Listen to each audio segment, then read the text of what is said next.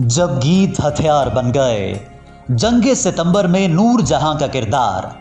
नाजरीन, दुनिया में जब भी कोई जंग हुई तो सिपाहियों का लहू गरमाने और जोश बढ़ाने के लिए अस्करी तराने गाए गए।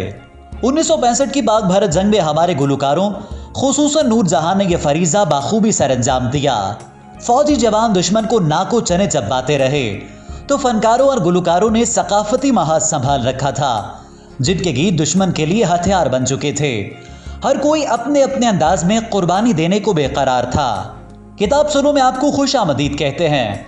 नाजरीन, सीरीज की अगली किस्त के साथ हाजिर हैं, जिसमें हम आपको बताएंगे कि कैसे नूर जहां और दीगर पाकिस्तानी गुलकारों के नगमे दुश्मन के लिए खतरनाक बम साबित हुए। इस 17 रोजा जंग के दौरान कोई सिंधी, पंजाबी, पठान, बलोची ना रहा। सबके सब कौमी वहदत की एक लड़ी में पिरोए जा चुके थे। रेडियो पाकिस्तान ने मिल्ली और जंगी तराने पेश करके अपनी बहादुर अफवाज के शाना बशाना एक नई तारीख रकम की। जब ये तराने नशर हुए तो पाकिस्तान के जवान दुश्मन की ईंट से ईंट बजा देने के लिए तैयार हो गए। अवाम पर भी एक वजद सा तारी हो जाता और हर कोई मैदान जंग की तरफ जाने को बेताब नजर आता। नाजरीन, 8 सितंबर का दिन था। भारत पाकिस्तान पर हमला कर चुका था। दुश्मन को शिकस्त देने के लिए सारी कौम यकजा थी। रेडियो पाकिस्तान पल पल के हालात से आगाह कर रहा था।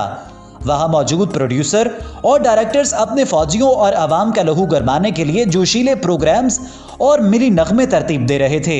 अचानक फोन की घंटी बजी। स्टेशन डायरेक्टर ने रिसीवर उठाया तो दूसरी जानिब एक खातून बात कर रही थीं।